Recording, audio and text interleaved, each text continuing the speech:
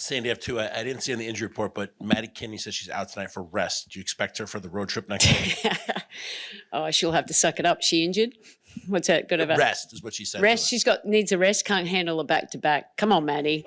Well, I suppose she has to pack a bag for the flight tomorrow. Hey. The serious one is just: do you plan to go deeper tonight on the bench, knowing this back to back, and you're playing a team that's probably going to try to go up tempo more? Yeah, no, that's the plan, definitely. I mean, obviously back to backs are hard. We had to work really hard against, Phoenix to beat them last night, some big minutes. So we're going to have to lean into our bench, particularly early, and it's a good opportunity for them. We have depth. We'll use it. LA's really stressed, like improving on the defensive end of the floor over the past 4 games and over their win streak. Just what have you seen differently from them on that end versus a couple weeks back when you played them? Yeah, look, I think against us they did a lot of switching. They're mixing it up. They're being aggressive in some pick and rolls in the blitz coverage. They're showing. They've got a big lineup. Yes, they still switch with their when they've got big and Burrell and Jackson. They're playing a little bit more physicality and blowing up stuff and top locking down screens and you name it. Just bring a little bit more energy there. But obviously offensively they're a tough guard. They're playing really well at the moment. They've found their identity. Threes and rim. Plum's doing her job, but they all are. Azare's shooting threes. Hamby's doing what she does. I think Alaman's been a real key for them getting back and just leading that team. Sandy, your bench leads the league in 3-point percentage and just overall the attempts makes and the percentage numbers up from past years. Just how important is that layer to what you have available and just their ability to sort of produce clutch shots as well? Yeah, no, it is nice to have. I mean, obviously we all want to play this modern game and shooting threes and volumes of them is what we want. But, we always want to take the best shot. But to have players that can come off the bench and be really impactful with Marine Johannes, I mean, that's what she does. Kennedy Burke, when she's in that role, that's what she does too. But we've got, different players that can stretch the floor for us and open up for everyone else. I didn't know that stat that we had the highest, but it does make sense, doesn't it?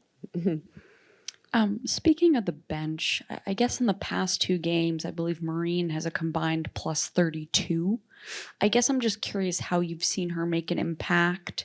And, she hasn't had many shots, but she still made an impact. So I guess how has this stretch maybe represented how she's evolving? Yeah, look, undervalued on the defensive end, people see it, but she's doing really well for us defensively. And that's why she gets to stay on the floor. We know what she can do offensively. She's not getting many shot attempts, but she still is a playmaker that has gravitational pull and people have to defend her or that she's going to shoot over them. But I've been really, really happy all season long with her defense and her commitment, her ability to get through screens. And that's great for us. And then I know the other day I made a decision, we like to stay big. So Beck Garner didn't play, but Marine did because she's doing such a great job on the ball. So really happy for her. I think she's playing her best ball at both ends of the floor. And also, just when it comes to the bench, or we talked about how important the bench is going to be, are there any minutes restrictions for a player like JJ who's just coming back, or even Stewie, who just seemed, she really struggled, maybe was a bit fatigued? Yeah, look, I'd love to lower Stewie's minutes. She's probably one of the hardest ones in these last runs with Leo because of what she brings and our ability to put the ball in her hand as well. But yeah, the plan is to lower all their minutes, especially as we go forward and we put our full team together. We get even, deeper in that rotation. And then it's just about building chemistry with when you're adding new players back in all the time, you got to work out the rotations and the chemistry. So yeah, hopefully, our depth, we trust them and we just got to get them the opportunities there and then for them to go out there and play at a high level. I just kind of wanted to ask you about what it feels like to watch Leo kind of never miss a shot. And do you have moments where you're kind of in disbelief that she's true shooting like 80% or something crazy? I mean, she's amazing at both ends of the floor, just how she competes. She's so unselfish. I love that. Sometimes we want her to be a little bit more selfish on the offensive end, put her in the actions, knowing when she's got, a weaker defender on her and last game she'd be running away. And I'm like, no, you've got to come off it. That's who you got the right defender. But she's just ready. I think she realizes the impact that she can have for us offensively and and what we need from her, where we are intentionally putting her more in the action, but she's doing the rest. She's just a great player. And I think she caught the ball near the ankles, nothing was going on. She shot it in the last game, it went in. You're like, oh, okay, that's Leo. There's no surprise. So it's fun to watch her continue to evolve, and I think we can go to another level. Hi, Coach. Thank you for taking the time. Tonight marks the end of the longest homestand of the season that sandwiched the All-Star break a little bit. You came into this one having lost 3 of 6. You're 6-1, could be 6-2, 7-1 after this. So how did you, on this homestand rather, rediscover how to play Liberty basketball? Look, we got some injured players back. That helps.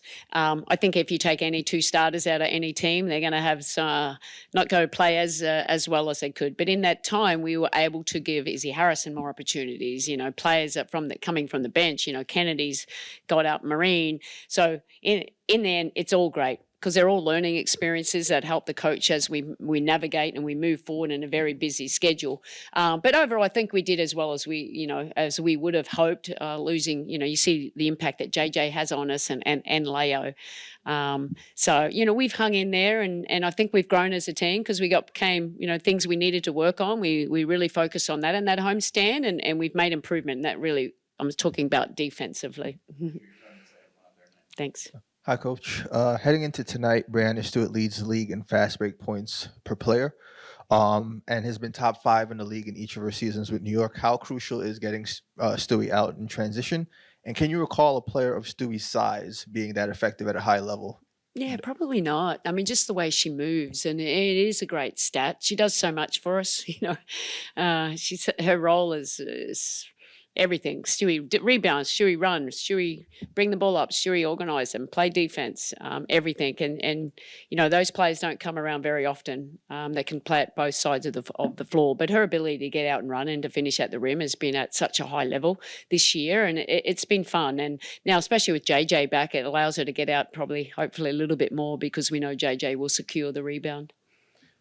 You can probably add that to the Marie Claire looks right there in terms of that slam outfit. Yeah. I'm not sure if that would make it, would it? There you go. If I put my top hat on, I'll be all good to go. Definitely. No, a top hat.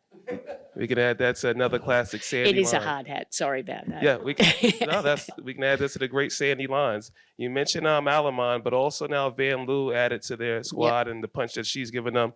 There's a challenge part of her and trying to run her offline and whatever you may do covertly. Yeah, she's a great 3-point shooter. She's been a thorn in my side for a little bit with the national team, but she's playing, she's comfortable already. She's playing with confidence. She knows she's an experienced player who knows how she can help a team.